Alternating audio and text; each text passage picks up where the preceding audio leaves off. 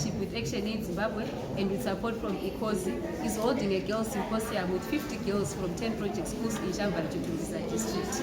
This symposium is also being attended by members of the Child Rights Caucus. We are having 6 members who are here to sit and listen to the issues that will be raised by the girls. We brought in girls from Tuseme class that we set up in the 10 schools who are here to represent other learners.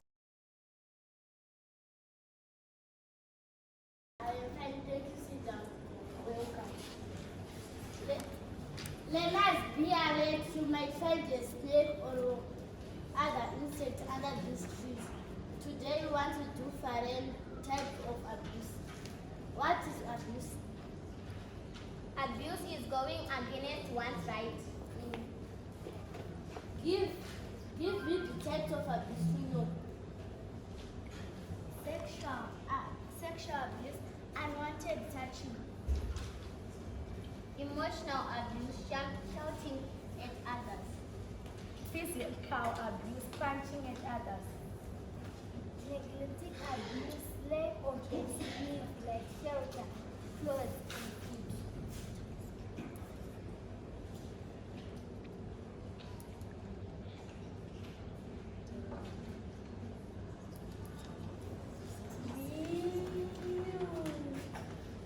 Learners, it's break time.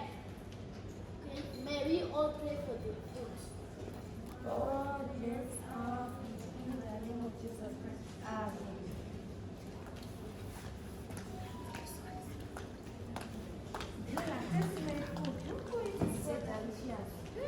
It is luscious.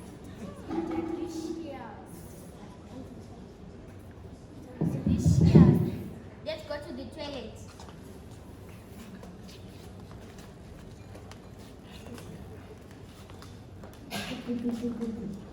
There's someone in the toilet. I can't hold myself. Please hurry up, please hurry up. My stomach is aching.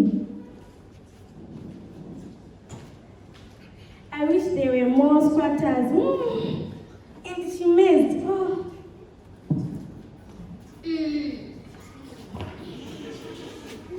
I can't do anything. I've messed up myself.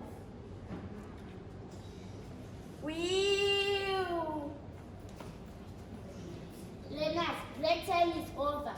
Mamwe challenges are kuitika pachikoro pedu. Vamwe vana vari kutora madrugs, vamwe vari kuita early marriage. Ndo machallenges ari kufunga kuti atinawo pachikoro pedu.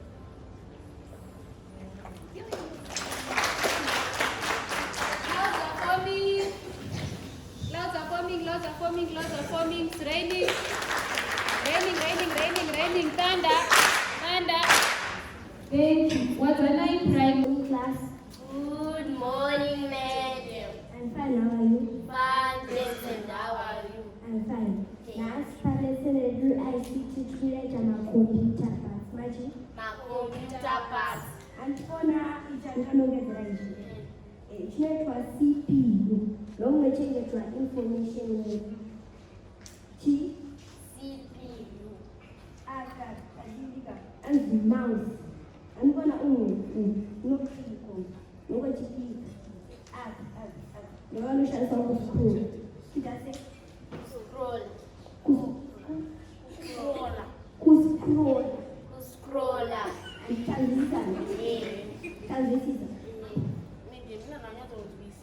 Madimangwane computer yanzozviona. Ndoibarira pari pachikoro panapa kana admin hakuna magetsi kumba kwaheadmaster cheko kana sola zvane zvoshanda nemagetsi ndoibarira pari exam ichangouya haisarudzi imvura inonaya munhu wese namasekondari. God bless our food in the name of Jesus Christ. Amen. Pascal, kuna zvatoona medhebana mambodzwisisa. Zvangu hapana chakambonzwisisa. Saka toita saka tinekana. Pandakatuma nemapepa nasei kune choche chataragara nezvechocho chiriko. Kanada sei? Saka hanzei ndekwacho. Masiyasengo. Mabhebhi vanyama muliseiko. Koma tokumira kamutipindisewo kamakombiyuta pasi. Tonekana. Amangoti 555 kaandu vanatokuprindisa ibhoma nyama. Tinapata mari ukasendi. Kana mata mnana mari kana. Koten zvani. Sendi. Ya ndinoneyo sanenge madhafi nyanga. Umangoya kuseri kwangu ma 77 kokuya ebata. Unobva watouya vandatokuprindisira bhoma nyama kana unobva watoti 100% takatoenda takaenda. Unobva nguva yobva ngotitorera mausiki wayaya. Thank you.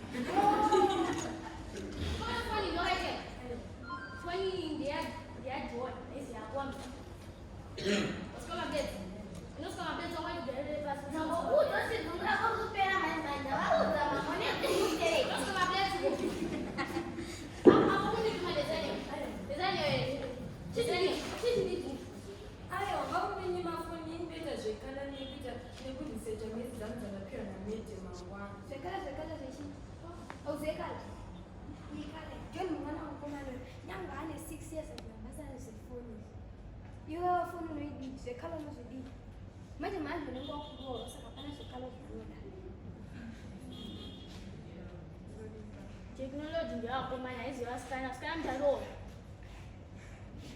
Ndio baso. Asiza mnida tunaomba nani?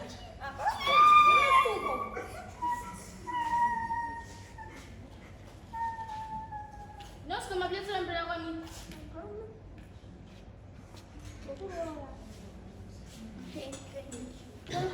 Challenges aripo ndekusha macomputers kuvhura ishoma pachikoro pedu plus vasikana enda basa rekuchinja mapedzo maisa muchemba zina kushaya mvura nefenija ishoma pachikoro pedu.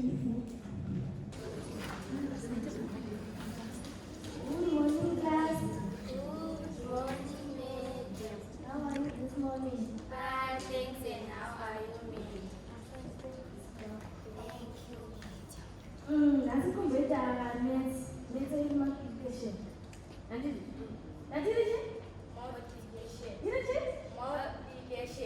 Multiplication. Okay. Now to the good. 1 times 1. And you 6. 2 times 2. 4. 2 times 3. But in medium, we are not 3 times. Being a medium. 6. I'm looking at the That's what we do.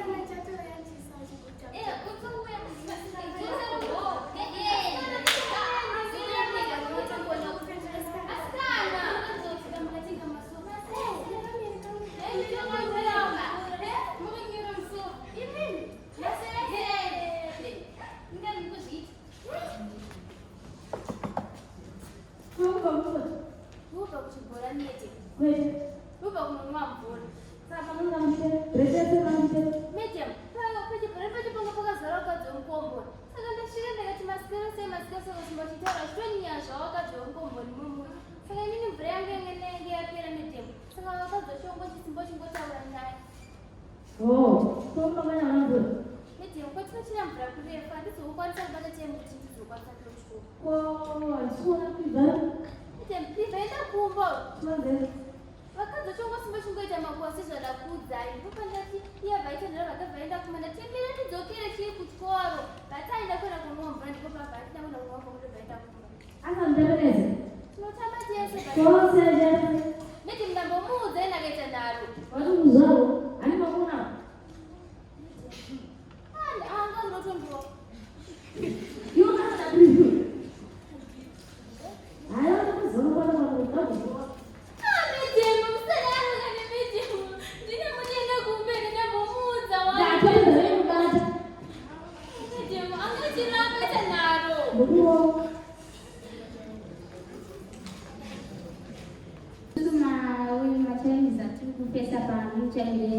Lack of furniture, my textbook, story, my textbook,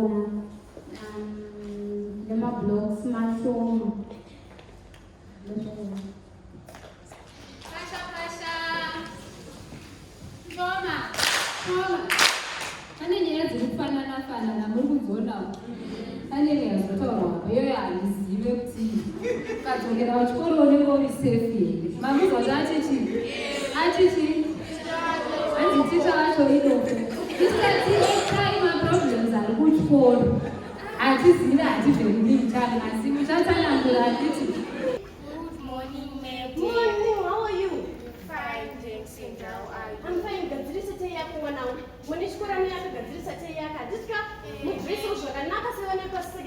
Making secretary great again. And this guy, Chitu, they should have a piece of an average. Ma'am, one with my drugs. vanobhanka malesini havapfeki zviri proper. Ndofuta kuita basa ronera matoilet.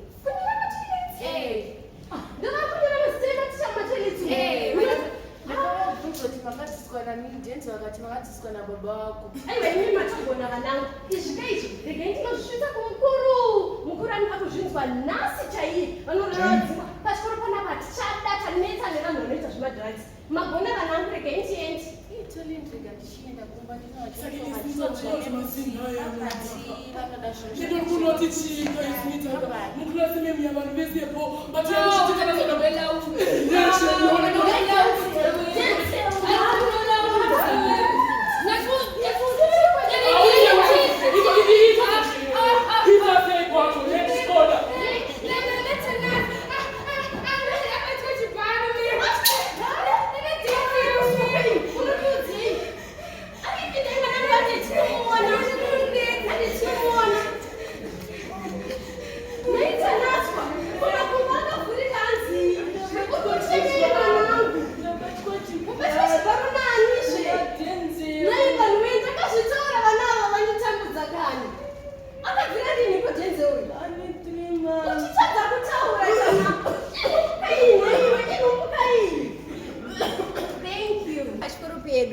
sandoega maproblems atiri kusangana nawo. Tiri kusangana nenyaya yekuti vana vari kubva kure vachiuya kuchikoro ende vabva kure kwacho vanenge vachisika masweji vachipinda mumapotholes zvikupoti even kana mwana akasvika pachikoro hygiene chaiyo iri kuita shoma kuvana chaivo ivo pache zvavo.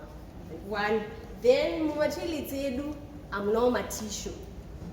Then 3 hapana matebho nemabhenjisi pachikoro pedu. Ndingangoti aripo but mashoma. Zvinozopoti vana akabva pabva achisvika pachikoro anosvika sekuti pari kunyorwa kana kuti test. Vamwe vese vazara but the rest vasara panze vari kungotenderera vachitsvaga mabhenji zviri kupoti mwana paanozopinda it's 30 minutes late. Exam haana chaachanyora muexam nekuti mafurniture hakuna. Then hamuna mabhini mumaclassroom zviri kupoti vana vakadya mapepa unongopinda muklasi akazara pese pese. Hamuna mabhini mumaclassroom edu. Then shortage yemaclassroom acho iwo pache zvavo pakuti vana sometimes vari kupinda vamwe makuseni muhozo yamasikati zvinopoti mwana akazoya masikati akadzidza masikati kashomoti achinyatsoconcentrata umwe shamwari yake asoenda kumarini kudhara. So ndio dambudziko redu pachikoro pedu.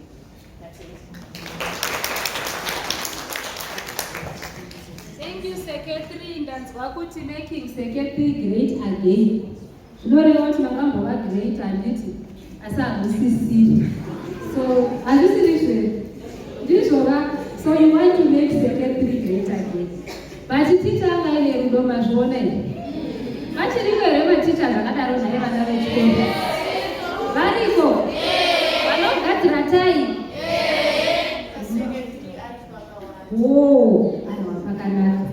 Vakatakura havo matishu emumatoilets vakaenda nawo. Asi vaine mwoyo wakanaka. Next school. Shabva kuchitungwisa. SHAMVA. Madziwas. Wadzanai secondary.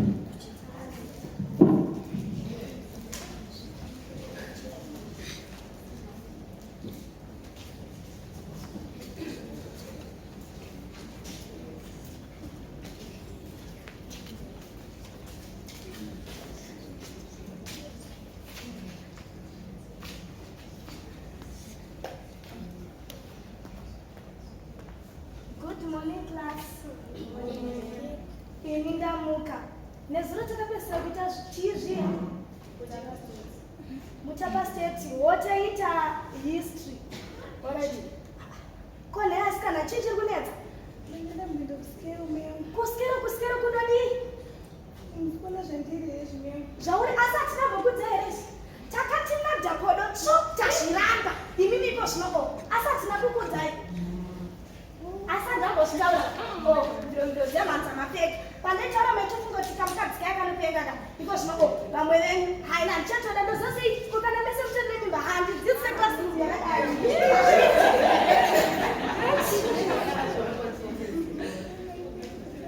Kutamba kupi mjite kuzvinekisa nombuso mjite kutamba.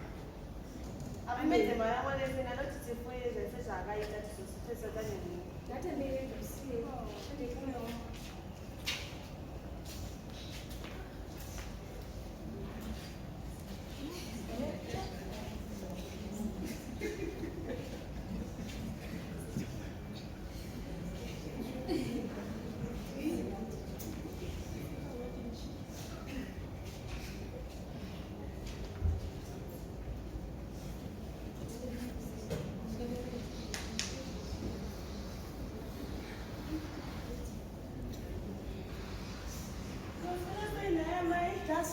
Hello, my Tino. Tasfera, masfera sei. Conta di futi. Mati. Cosa voglio dire, my Tino?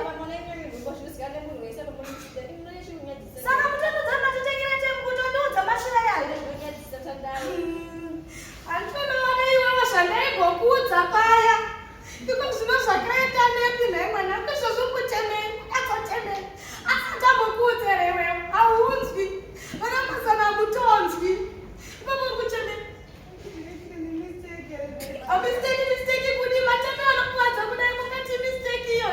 Why forgot to be made from sorrow and a channel? I want because no of the other men. He didn't depend on what I know. You can leave them when you're sad with you.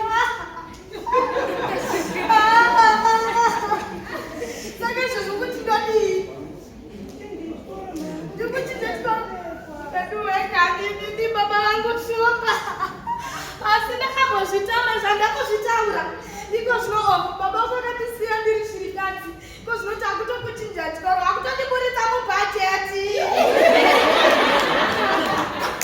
Ate ibato haone kukupura. Maskara se maitino na maishani. Mai nake. Kwanzi kwenye wana wenyu ile. Panasha vanotitira. Musacheme.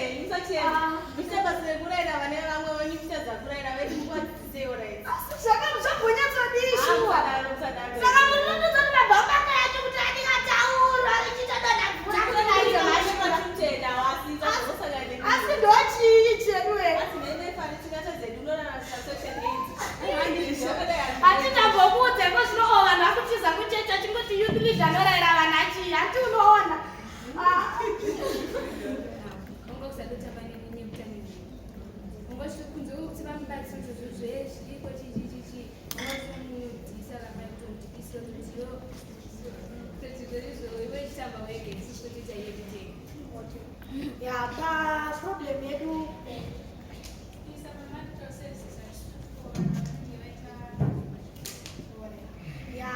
problem yedu iyi. Uyu motion yakatoiswa ye-re-entry, ratio re-entry yakaiswa. But vemcommunity kana kuti vemusociety, mamwe mateachers epamwe emumwe muzvikoro nevana isusu chaivo hatisati takuzviziva. Saka isusu tachikumbirawo equipment yekuti tishandise pama-awareness campaigns ekudzidzisawo society, zvikoro nevamwe vadzidzisi nevamwe vakuru kuti tivadzidzise kuti aiwa zvinowanikwa tikaita mistakes. Asi tiri kukumbirawo kuita re-entry. Re-entry takatonzi tokwanisa kuita, but society haizvi kubvume izvozvo. Vamwe vana ndizvo kutovatadzisa kuti aite sei vapfuurire mberi nechikoro. Ende isusu vasikana sezvakaimbwa nomwe muimbi kuti anzi mhandara idamba kamwe, ngatizvibatewo isusu kwete kutemba ne-re-entry. Re-entry haina kunziwa mukana wekuti tiite zvatinoda handiti. So pamamwe maproblems atinawo isusu kuchikoro kwedu, hatina science lab, hatina ma-apparatus. Ma-apparatus tikumazira mu-exam zvekuti takatonzi bhika rinoshandiswei, totoshandisika kuti bhika ndo chii ichocho. Takatobvunza kuti spatula ndo chii, totofunga kuti ispoon yerudzwai. Saka tachikumbirawo kuti mutibetserewo kuti pachikoro pange pane science lab. Then water supply. Pachikoro pedu pane matanks, but mvura iri kukurumbidza kupera zvekuti totopesera takunzi vana endai kumba mvura hapasisina. Ende takufusikedza kuti tichere mvura yakasviba. Imwe yachona mvura, sometimes mvura inobuda ine ngura. Zviri kukonzeresa izvo kuti tirware. Ma-toilets edu, they are not child friendly. Ende zvechokwadi haasi. Izvezvi nezuro patikatonomatarisa, mamutori nemakonye basi. Ende izvo zviri kukonzeresa izvo futi zvirwere. Ende vana ndipo pekuti kuti vana vanotiza vachienda kumba kuti vanokwanisa kuzvibetsera kuma-toilets ekudzimba akachena. Kobva kwanzi vana tiri nhumbu, but haisi mhosva yedu zvechokwadi. Then tobva tati child friendly GNC room. Iripo zvechokwadi, hedhi yedu vakatiisira, but pairi pacho hapaite. Istoreroom yeclass inonzi 2C. Saka inini ndakamesa ndakati ndibude nebhaketi nemapads. Hazviite. It's a center of attraction. Munhu wese akutoona kuti sikasisa arikutoenda kunoita sei kunogeza. Then tobva tati nhau ye-drug abuse kuSHAMVA yatishungurudza. Vanhu vachiwana varikuto ma-drug dealers achiwana varikutitengesera isusu nechikoro.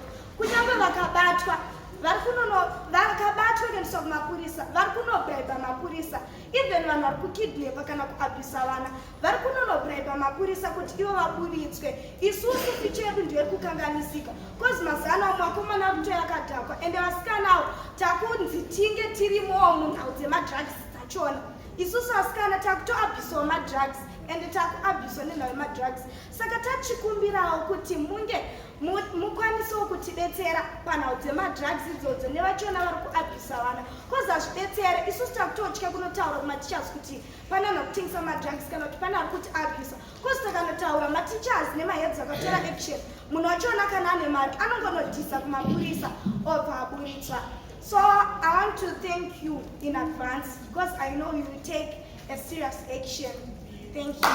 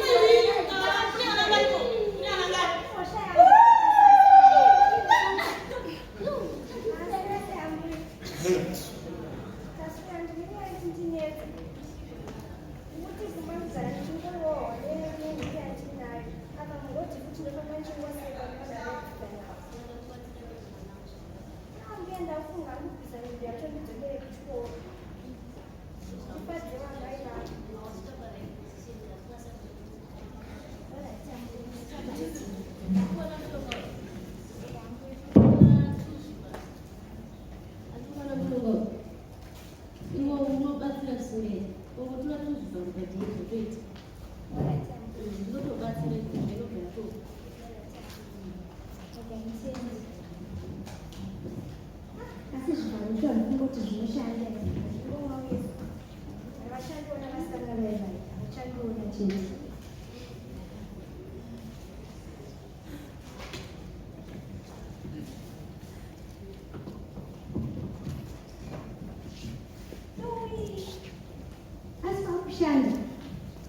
Asi wakushanda mshongo wacho.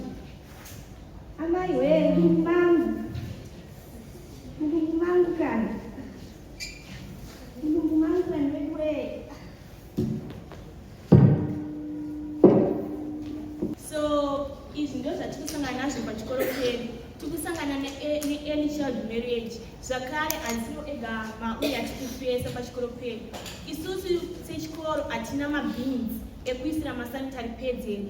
Because mabins atinawo tudiki chokuti masanitary pads akaiswa imomo munhu haazokwanise kutakura. Saka tachikumbira kuti mukatibatsirawo nemabins ane mavhiri ayo ekuti mukaiswa mapads akawanda munhu anokwanisa kupusha chita sei achienda kunorasa. Zvakare pachikoro pedu hatina machalkboard markers, tingori nemabody markers pamwe nemashoma. Saka plus kuti vanhu havasi kukwanisa kubatsirika nezvozvo zvokutiita kushaya mamarkers pachikoro pedu. Zvakare matextbook ari kunetsa pachikoro pedu. Isusu sema-A level tingori nemabhuku mashoma chiyode kutoshandisa. Kulibrary kwacho hakutona kana mabhuku mashoma chechero. Saka tachikumbira kuti dai mangotibatsirawo ndo zvatikusangana nazvo pachikoro chedu. Thank you. Dziri kunetsa kusekondari handi? Apa munhu azofaira? Shame. Vakaomani.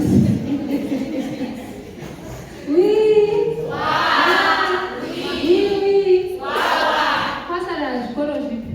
One more. All right. Our last school ichi? Sekemuri inge uyai.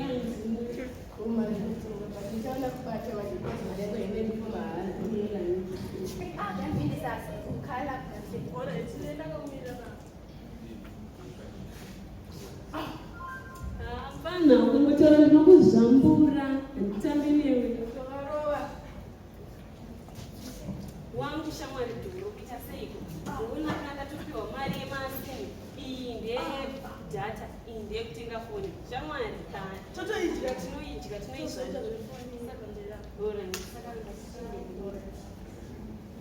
kuchimwe pakapedzira wazvizwa tikanonaka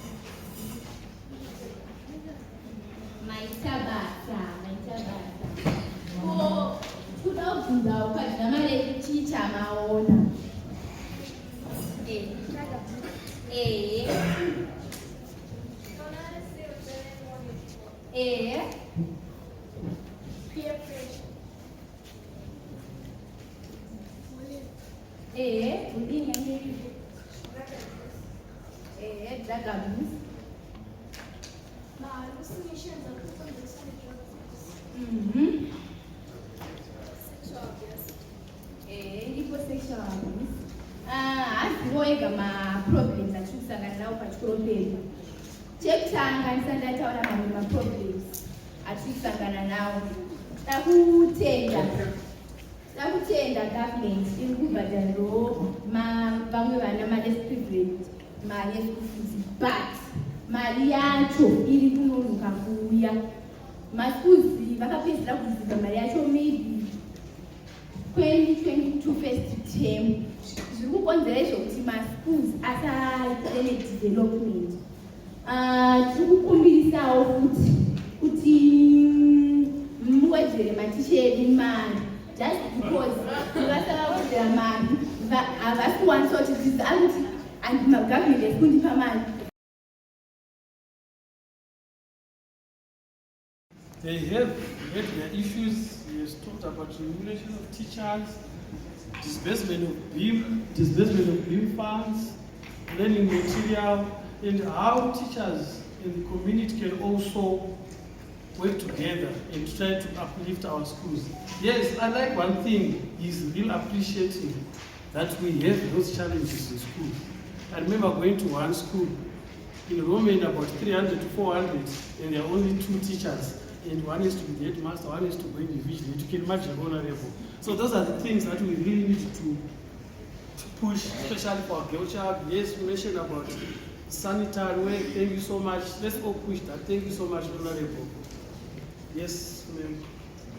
Thank you, Mr. Chair. I wanted to add on the issue of abstinence for girls. That I think these educational awareness campaigns should also be given to the boy child, because this thing is not about the girl child. It's not something chekuti ari kunotora ovaba kana kuti kutiregedza kuba. Yes, so I think the boy child should also have information, should also be knowledgeable about these things. And I think they should also face some kind of consequences so that semukomana anenge achitotya kupinda mazviri, because it seems like after the act musikana ndiori kutakura nhumbi enge ndiori kuonekwa, but zvinhu zvedu tanga tiri 2 but apa ndakungoonekwa ndiri 1, and iwe are comfortable and you are continuing with your education. Hauna anything chiri kumbokuaffecta kutongopedza chikoro chako. Inini ndisiri kupedza. I don't know if there's a police car zviri kuitwa, maybe I'm not aware kuti mukomana pane here zvaari kumbofesawo zvinogona kunge zvinomutyishidzirawo kuti asapinde muthis acts, kwete ngoti musikana aregedza because haaite ega. I think the boy child should also be engaged muzvinhu zvakadai, so kuti adzidzewo. The boy child should also be educated, because at the end of the day, the girl child is the victim. But the boy child, I'm just saying, to be educated also. So I would like to take the last 5 minutes before I sit down to pay the way for our legal person. Let me just take 5 minutes. 1, 2. I want some from honorable to take 1, 2. Oh, you can take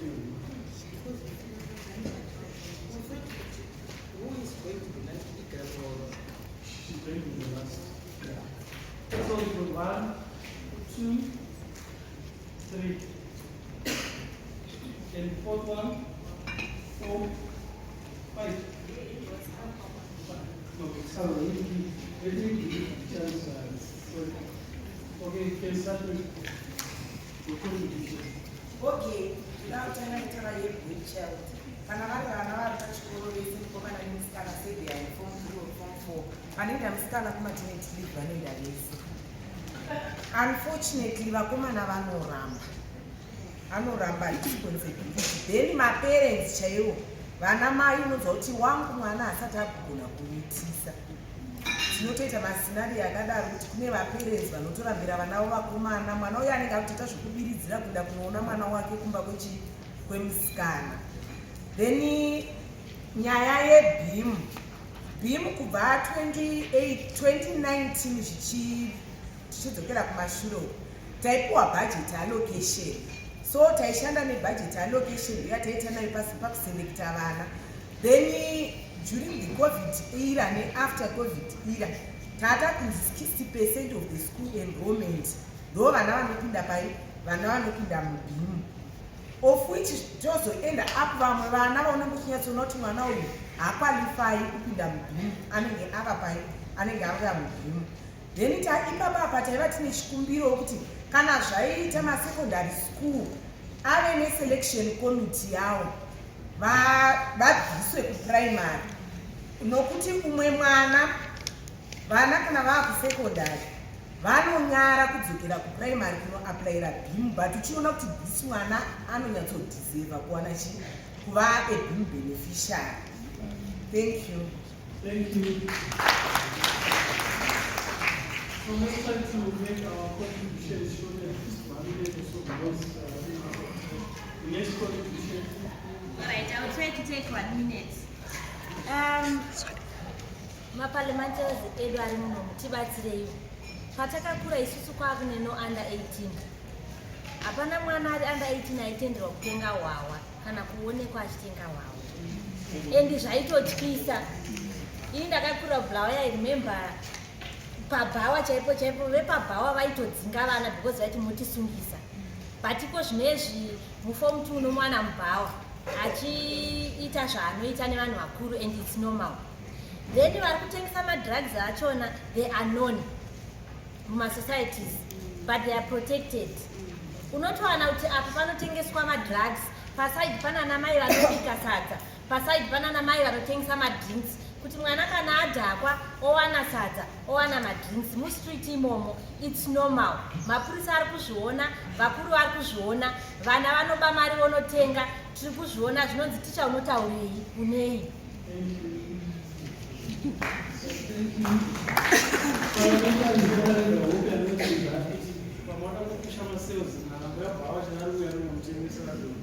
Please, I hope you are taking note that. The third one, please make it very short because the ones looking about the infrastructure development, specialist groups. We welcome the introduction of STEM subjects in our schools. But I think we need support from the government to building grants, science labs, so that we empower the girl child to have a chemist, a doctor, an engineer. So I think we need it. Thank you so much.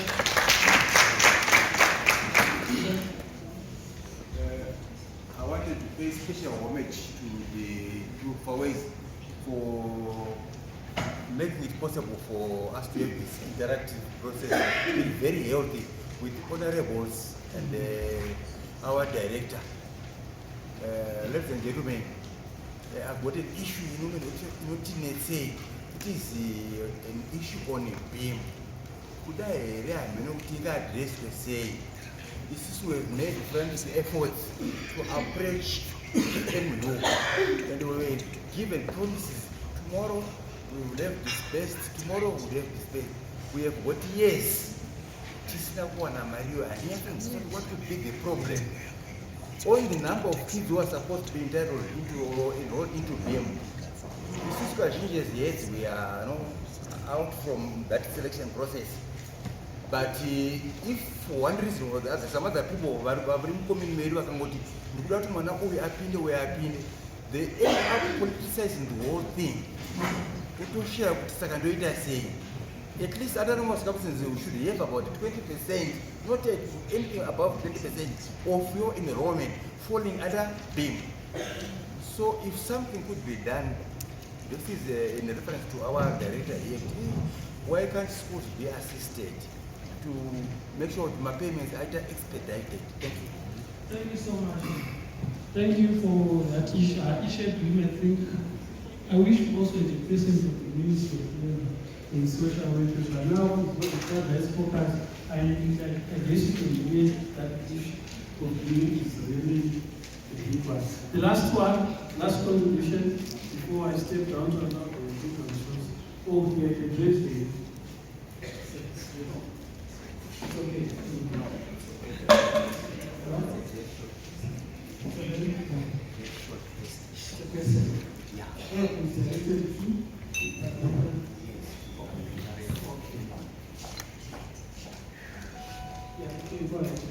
I just want to know whether empowerment is just only dedicated to girls, because there are also girl boys who might be vulnerable. We can't hear anything. I just want to know whether empowerment is only dedicated to girls, because empowerment is so broad. It could be financial empowerment, it could be in terms of education, it could be in terms of other resources, because there are also other boys who are being exposed to empowerment and doing other forms of abuses. And sometimes they don't even get the financial support to go further with their education.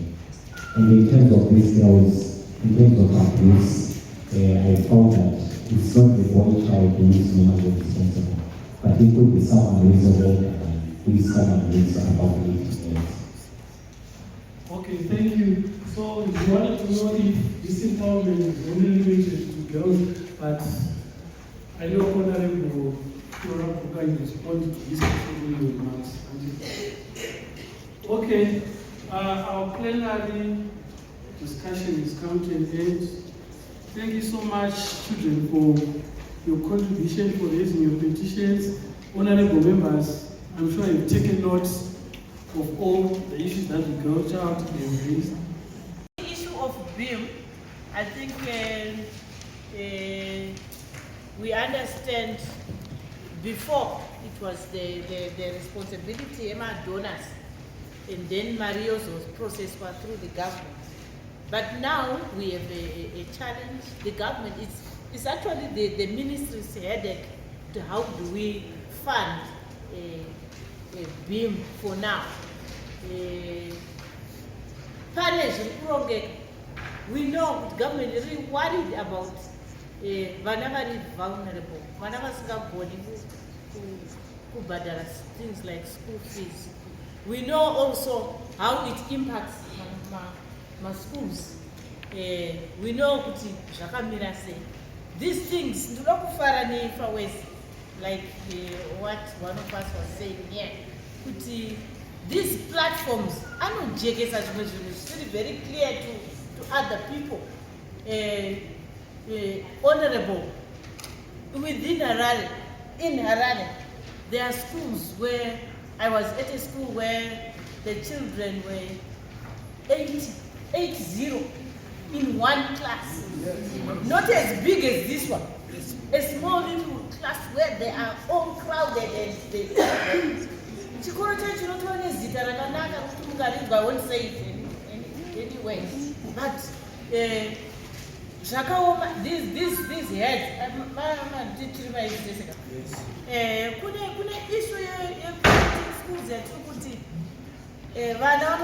access. Every child has a right to go to school. Animal class, in the streets.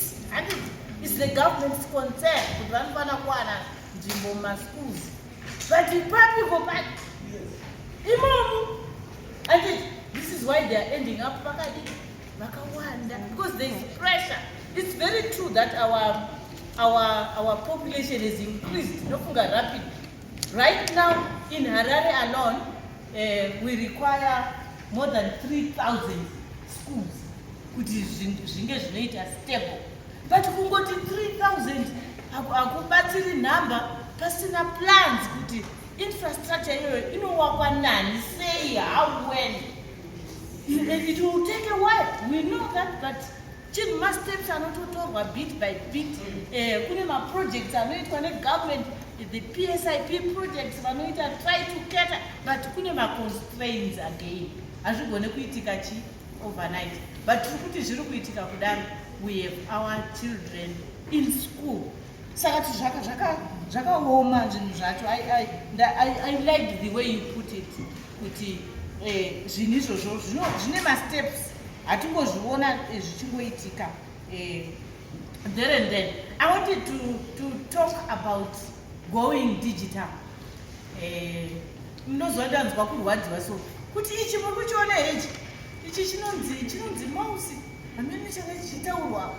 The teacher has no choice but to do that. Because our partner provision of what? Of resources. Who provide them as schools that they are handicapped. And the government also, my efforts are we do appreciate, but sometimes it's really, really difficult. Could you have a simple gadget where they should learn as the 21st century student? It's in addition to that, we have an issue here, connectivity. Are they able? Are they?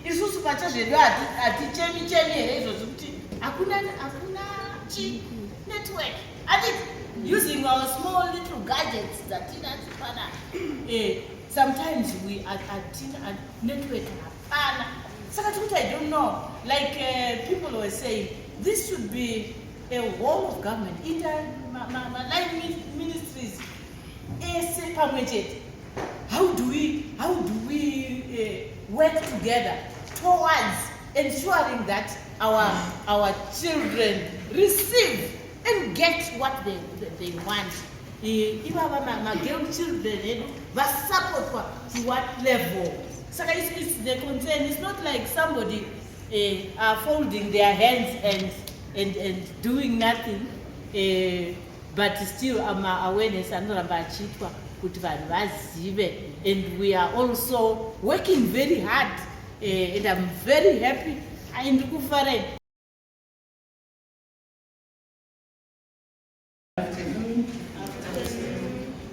you very much for giving me this opportunity to represent my colleagues. As you might have seen, there were 3 of us, 2 mothers. Besides being members of parliament, we are mothers, and we do appreciate such events taking place, because besides representing our constituencies, we represent women, we also represent children when we are in parliament. So it is very, very important to empower us by giving us as much information as possible. So kanama tuona panama, amuna kungoona ma honorable members, maona wana mama. Inini bogo, ndineva zukuru 6. So ndinofarira zvevana. I was a teacher at secondary school. So isusu as a parliamentarians, we are a caucus. We should like to promote issues pertaining to children, their children's rights, as is enshrined in the Constitution of Zimbabwe, and also looking at other charters that we've signed as Zimbabwe. So, Trukufara, Nemi, FAWEZI, Nezhamati Tiranasi, and the other stakeholders. I just hope this type of relationship is going to continue. We are going to have more meetings either on a quarterly basis, so that we continue to be refreshed. Constituencies, but when we come to such events,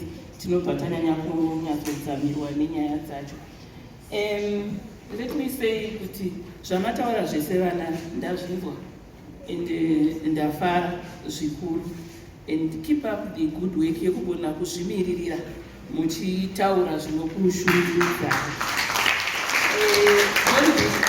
don't be apologetic when you are talking about your rights, because isusu vabereki venyu tisakakuisai pano panyika ende tinofanirwa kukugadzirirai kuti mugare zvakanaka. So isusu as members of parliament, when you give us information like you did today, we can put this information through my motions that we, like moving a motion in parliament, discussing all the issues that Mninge raise in these meetings, so that we bring these issues to the attention of the concerned minister who will be responsible. So we have had motions on child marriages, and you heard there was a lot of talk about child marriages for National Assembly, Senate. In Senate we have chiefs, and the chiefs also had workshops to discuss about issues of child marriages. So we do really play a pivotal role through raising issues as motions. We also have a day like today where we must ask ministers questions, like the issue of BEAM, for example. It's already a question which I can go and table today in Parliament to say, Minister, what measures are you putting in place to make sure that BEAM is paid on time so that schools continue to develop? So we use questions to the ministers to bring those issues to their attention so that we can get responses. Our questions can be oral questions whereby we just ask them impromptu questions, or we put our questions in writing. Or as FAWEZI, you can have questions given to members of parliament who are in the caucus to say, can you ask these questions? Or we have these concerns, can we get responses to these questions? We also, like last week, we had a pre-budget seminar. A pre-budget seminar is whereby we table our financial requirements to ministers of different ministries. And then the Minister of Finance is also in attendance to understand the issues that need to be budgeted for. And education was one of the issues that was very pivotal, issues of BEAM, issues of ICT, especially with regards to children who are in the rural areas. They don't have access to computers, and the others, they don't have even access to the network. So these issues were tabled, and we were fortunate that one of the children came to the pre-budget workshop, akaita present on behalf of you. Achitaura, a boy came and presented children's issues, and isusu takamutsigira Sanamai and other members of parliament. I must say, not only mothers do support you children, even male members of parliament vanokutsigiraiwo kana tiri kuparliament. Kana pane zvamunenge muchida as FAWEZI, we are available to arrange meetings for you, either with executive or with other stakeholders which you think we might need to assist you. We have been listening with my colleagues there, all the issues that you brought to our attention. Fortunately, I was a teacher in the rural areas, she was also a teacher. So some of the issues we already had access to the impact that they are causing. Issues of not having enough toilets. I was particularly moved with my toilets at now.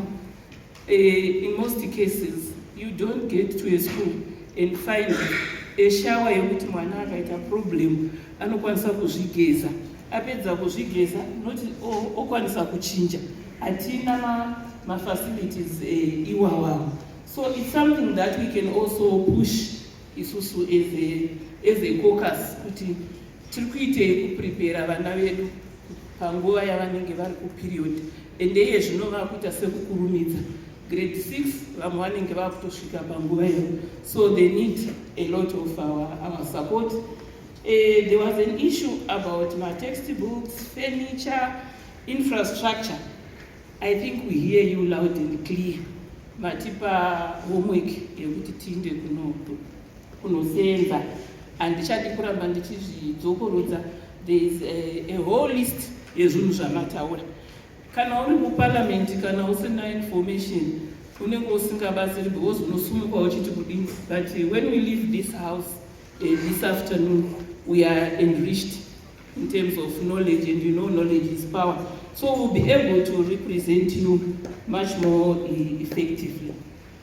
Dzimwe nyaya dzapindurwa, nyaya dzemagetsi, nyaya dzemvura, computers, nyaya dzeBIM.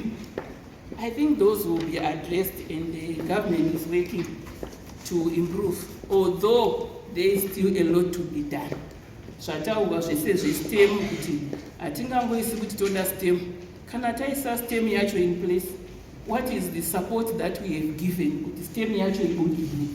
So zvese izvozvo we have taken note, and we are going to discuss these issues as a caucus with the executive, in parliament, with other concerned stakeholders.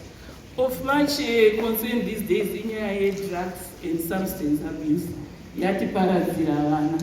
Ndiri kutenda veFAWEZI kuti munombogara pasi nevana muchivadzidzisa zvinhu zvakadai. At least vana vedu havazobvi vapinda mumaproblems iwawo. You can imagine kamwana kadiki kakastika, zvinonzi kwaiwa stika. Saka it means hachagona kuverenga, hachagona kusenza. Hatitorina nyika ine utano hwakakosha uri kuenderera mberi. The same applies to the boys. Vakastika vese tinoita sei? Tinofanirwa kungoramba tichivadzidzisa, tichiona kuti zvinhu izvozvo hazviwaniki.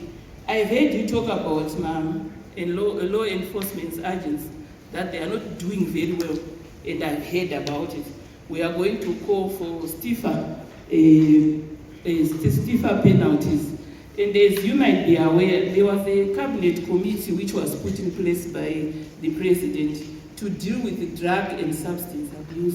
So we are hoping that we are going to see results in the near future in terms of drug dealers being taken to book. We just need the support of the community. But I think sometimes the community is not aware of some of the information. I offer FAWEZI the budget, yokuita awareness campaigns as well. Tobasrana FAWEZI, Tobasrana Ministry of Education, Tobasrana as members of parliament, but Patawana mukana tite talk about these issues because tinenge tiri kutodzidzisa community yedu. Like nyaya dzema re-entries, vabereki vazhinji havagoni kuzvitambira because anenge ane high expectations emwana wake, then mwana ungoita nhumbu. Hatisi kuzvisapota vasikana kuti itai nhumbu. Hazvinakidzo here kumira mubereki wanhu uchiti ndini honorable Buka, ndakaenda kuuniversity ndikaita teacher, ndikaita headmistress, ndikaita minister. Zvonakidza nditi. So tiri kuda kuti mudzidze. Inini ndinogara ndichiudza ndine vana 2, one boy, one girl. I always told my daughter kuti your first husband is your education. Unofanirwa kutanga wagona chikoro. Murume haumbomushaya. Kana wave ne30 years unomuwana chete. Kana 40. Kana inini panapa ndiri 55. Ndikada kuroorwa ndogona kutanga kudini kuroorwa. But education yako kana ukatadza kuita zvakanaka inozonetsa kunyatso kudini kubatanidza. Saka inini ndiri kushuvira kuti vanasikana vedu ngatidzidzei kutanga. Varume havaperi, zvinonaka hazviperi. Tozoti tadzidza tave nemaqualifications akakwana, toende hedu tonororwa. And varume vacho I think they will place better value on you kana wakadzidza une zvaunomiririra. Asi kana taita ma-accidents, we are going to help you to teach the parents kuti munzira umo vanhu vanotrainewa kudrive handiti, but ma-accidents anongoitika. Nesuwo sevana tinorayirwa, asi pamwe tinoitirwa machinyi ma-accidents. So ndiri kukurudzirai kuti kana mazoonawo vamwe vaita nhumbu, chiregai kuvaseka. I always say kuti vana vechikoro they are very mean to each other. Because vanogona kuseka kana chirema chaiko, kutonzwa zvichimunakidza kuti wakaremara. So izvozvo zvoda kuti tizvidzidzise futi vana vanzwirane vakure vane mwoyo wakanaka. Nemashoko iwawo ndoda kukuzisai pekupedzisira kuti as members of parliament each constituency inopiwa mari inonzi constituency development fund. I think neawareness yatawana muno we encourage our members kuti imwewo ngaende mukuvaka matoilets nema-girl friendly facilities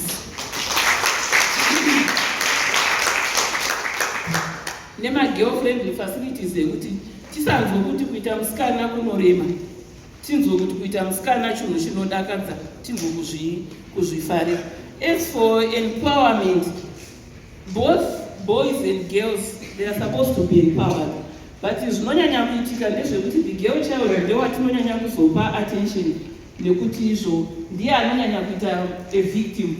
Nguva zhinji mwanasikana ndiye anonzi amitiso, adzingwa pamba, atadza kuenda kuchikoro when the boy is going scot free.